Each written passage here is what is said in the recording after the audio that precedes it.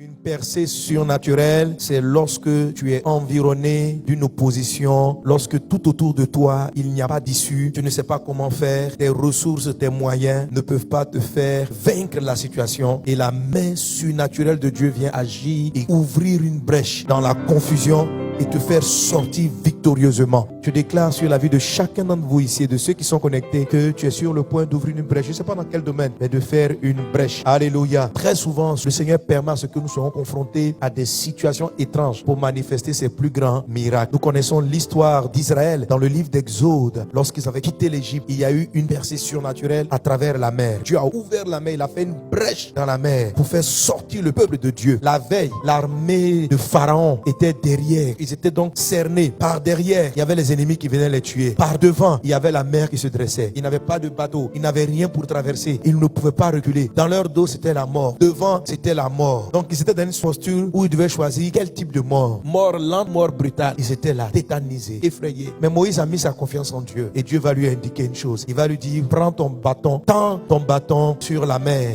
Et Dieu a ouvert un chemin dans la mer pour faire passer le peuple de Dieu. On parle de percée surnaturelle lorsqu'on est submergé, entouré par derrière, par devant, on n'a pas d'issue. Dieu ouvre un chemin. Alléluia. Il est dans le livre de 1 Chronique chapitre 14 à partir du verset 8 dans la version du semeur. Il est dit, lorsque les Philistins apprirent que David avait été établi roi sur tout Israël par l'onction, ils se mirent tous en campagne à sa recherche. David en fut informé et marcha à leur rencontre. Les Philistins arrivèrent et investirent la vallée de Réphaïm. Dans cette situation où il est cerné, David a fait une chose. David consulta Dieu et lui demanda, dois-je attaquer les Philistins? Me donneras-tu la victoire sur eux? L'Éternel lui répondit, attaque-les et je te donnerai la victoire sur eux. Verset 11. Les Philistins s'avancèrent jusqu'à Baal-Pératsim et David les battit là. Puis il déclara, Dieu a fait une brèche par ma main dans le rang de mes ennemis, comme les eaux rompent une digue. C'est pourquoi on a donné à ce lieu le nom de Baal-Pératsim, qui signifie le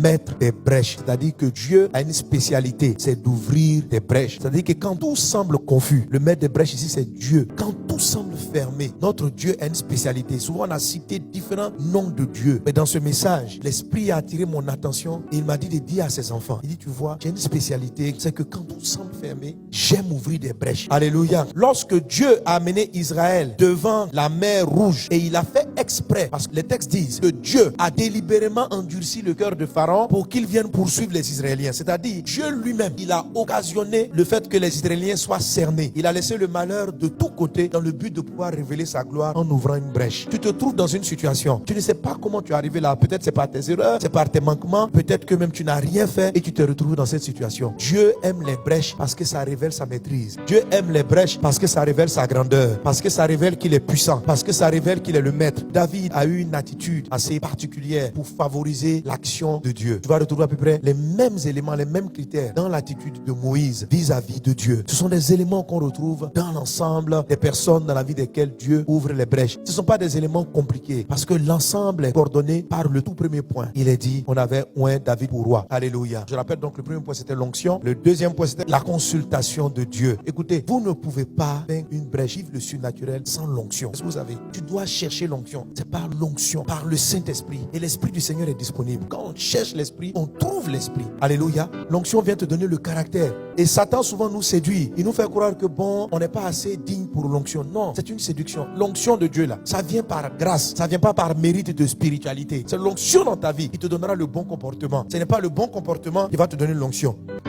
Et la deuxième chose, comme j'ai dit tantôt, David a consulté Dieu. Et je te dis ceci, quand tu es dans un environnement, lorsque tu te sens coincé, lorsque tout est sombre autour de toi, ne plaisante pas avec la consultation de Dieu. N'entreprends pas sans prendre le temps d'interroger le Saint-Esprit. Ne fais pas un pas sans prendre le pas d'interroger le Saint-Esprit. Et quand on lit l'histoire, on vient de lire, on voit David même qui pose plusieurs questions à Dieu. Il lui demande, est-ce que je dois attaquer les ennemis? Dieu lui dit oui. Est-ce que tu me donneras la victoire? Dieu lui dit oui.